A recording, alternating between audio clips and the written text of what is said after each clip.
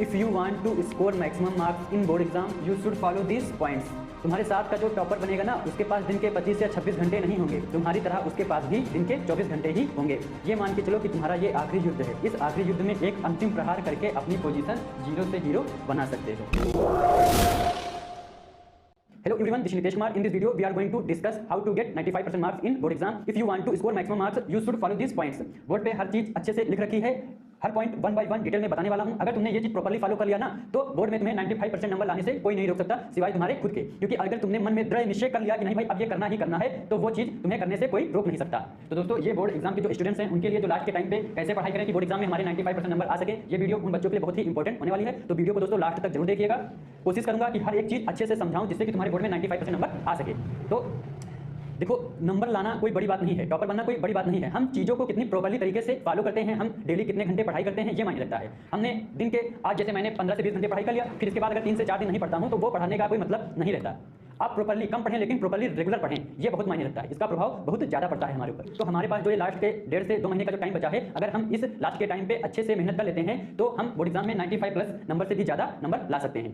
तुमसे जो लोग कहते हैं कि ये तुमसे ना हो पाएगा ना, तो इस लास्ट के टाइम में इतनी शिद्दत से मेहनत करो कि तुम्हारी पोजीशन 0 से हीरो हो जाए। ये मान के चलो कि तुम्हारे पास एक आखिरी युद्ध बचा है। इस आखिरी युद्ध में अंतिम प्रहार करके अपनी पोजीशन 0 से हीरो बनाना है। इस युद्ध में तुम्हारे भैया इस लड़ाई में अंत तक साथ देने वाले हैं। तो यहाँ पर हमारे जो पॉइंट लिखे हैं 1 बाय 1 सारे डिटेल में अच्छे से बताने वाला हूँ। तो सबसे पहले बात आती है एम या फिर गोल। तो दोस्तों देखो, अगर आप बोर्ड एग्जाम में अच्छे नंबर लाना चाहते हैं तो आपका एक एम फिक्स होना चाहिए। क्योंकि अगर हमें ये पता होगा कि ये काम करने से हमें ये चीज मिलेगी तो उस काम को करने में हमारा मन लगेगा। अगर हमें पता ही नहीं है कि इस काम को करने से हमें क्या मिलेगा तो उस काम को करने में मन ही नहीं लगेगा। तो जब तुम्हारा कोई एक एम फिक्स होगा तो तुम्हारा पढ़ाई में मन लगेगा।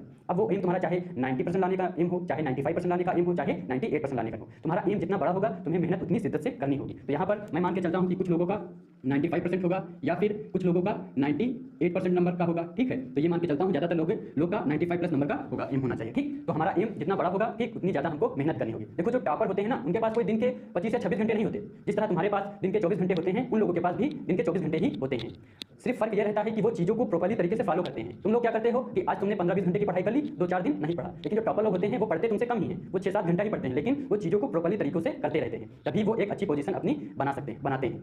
तो हमने क्या बताया कि आपके जो बोर्ड एग्जाम अगर आपका है तो एक एम फिक्स कर लो, चाहे वो 95% का या फिर 98% का एम तुम्हारा फिक्स होगा तो तुम्हारा स्टडी में मन लगेगा। ठीक, दूसरी बात आती है नोट्स प्लस एनसीईआरटी। बात आती है भैया कि हम पढ़ाई कहाँ से करें, हमारे नोट्स कैसे हो या फिर क्या हो। देखो, ये लास्ट का जो टाइम होता है इसमें हमें किताबों का ढेर नहीं लगाना। तुम्हारे पास जो खुद के जो तुम्हारे नोट्स हैं वो चाहे कोचिंग के हों या फिर स्कूल के हों, उनसे ही पढ़ाई करनी है। ठीक, अगर तुम लास्ट के टाइम पे बहुत सारी किताब का ढेर लगा लेते हो तो तुम्हारा माइंड डिस्टर्ब हो जाएगा। तुम्हारे माइंड में एक खुबिया बन जाएगा कि यार इतना सारा पढ़ना है, तो तुम्हारा पढ़ाई में मन नहीं लगेगा। ठीक, तो क्या करना है, तुम्हारे जो नोट्स हैं वो चाहे स्कूल के हो या कोचिंग के हो, वो नोट्स तुम्हारे खुद के होने चाहिए। और प्लस में क्या करना है, जो हमारी एनसीईआरटी बुक होती है, तो एनसीईआरटी बुक में कुछ इंपॉर्टेंट टॉपिक होते हैं। जैसे हमारी मैथ्स की बुक है तो उसमें एग्जांपल होते हैं। तो जो हमारे एग्जाम में पैटर्न आता है ना, वो एनसीईआरटी बुक पे ही आधारित रहता है। तो एनसीईआरटी बुक से हमें पढ़ना है जो इंपॉर्टेंट टॉपिक है, इसके बाद एनसीईआरटी बुक से पढ़ना है। ठीक, फिर बात आती है स्टडी टाइम। स्टडी टाइम में क्या भैया, कुछ लोग ये कहते हैं कि भैया दिन में पढ़ाई करें कि रात में पढ़ाई करें। कुछ लोग कहते हैं कि भैया जो मेरे बगल में रहता था तो उसने दिन में पढ़ा था तो उसके 98% नंबर थे बोर्ड एग्जाम में।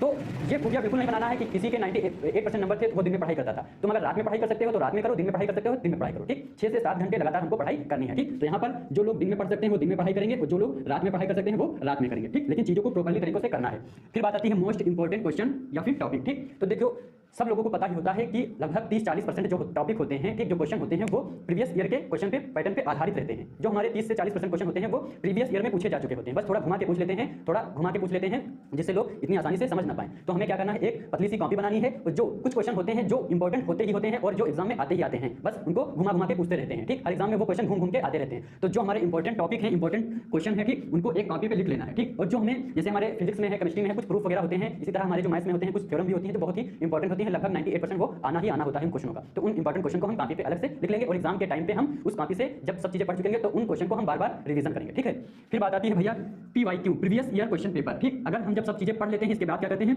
Previous year question paper solve करते हैं। ठीक, जब हम प्रीवियस ईयर के क्वेश्चन पेपर सॉल्व करते हैं तो इससे हमें पता चलता है कि किस पैटर्न पर हमारे पेपर आते हैं या पेपर का लेने का फंडा कैसे होते हैं, पेपर में क्वेश्चन पेपर कैसे रखे होते हैं, ये सब चीजें हमें पता चलेंगे। आपने पूरे साल अच्छे से पढ़ाई कर ली, लेकिन आप अगर पेपर का पैटर्न नहीं जानते हैं, फिर आप बोर्ड एग्जाम हॉल में जब बैठे होते हैं तो अचानक तुमको पेपर मिला होता है और पेपर आप कभी देखे नहीं होते कि पेपर का पैटर्न कैसे होता है, कितने सेक्शन होते हैं, तब आपका माइंड थोड़ा डिस्टर्ब हो जाएगा कि हम ये कैसे सॉल्व करें। लेकिन अगर आप वही पेपर पहले सॉल्व कर चुके हैं तो आपको हर चीजें अच्छे से पता होती हैं कि चीजों को हमको कैसे करना है ना। तो ये बहुत ही इंपॉर्टेंट रोल निभाता है प्रीवियस ईयर क्वेश्चन पेपर हमारे बोर्ड एग्जाम में। तो हमको प्रीवियस ईयर के जो क्वेश्चन पेपर होते हैं वो सॉल्व करने हैं। इसके बाद क्या करना है, सैंपल पेपर सॉल्व करना है। सैंपल पेपर ये होते हैं कि जैसे हमारे बोर्ड एग्जाम में आगे किस तरह के क्वेश्चन आ सकते हैं, अगर हम सैंपल पेपर सॉल्व करेंगे ना तो हमें अच्छे से पता चल जाएगा कि हमको कौन सा क्वेश्चन आ रहा है, कौन सा क्वेश्चन हम नहीं कर पा रहे हैं। तो जो क्वेश्चन हम नहीं कर पा रहे हैं उन्हीं क्वेश्चन पे हम ज्यादा ध्यान देंगे लास्ट टाइम पे। ठीक, तो आई होप दोस्तों ये पॉइंट्स आपको बहुत अच्छे से समझ में आए होंगे।